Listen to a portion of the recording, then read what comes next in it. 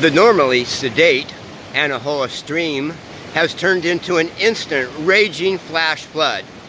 In less than 1 hour, the river has risen 5 feet, seriously imperiling the truck you see, which is actually on high ground next to the driveway, which, as you can see, is under 3 feet of water at this time.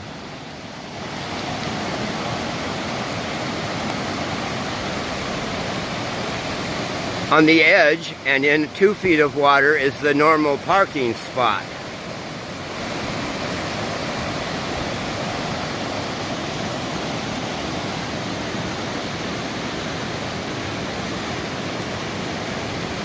Luther Burney, News Hawaii.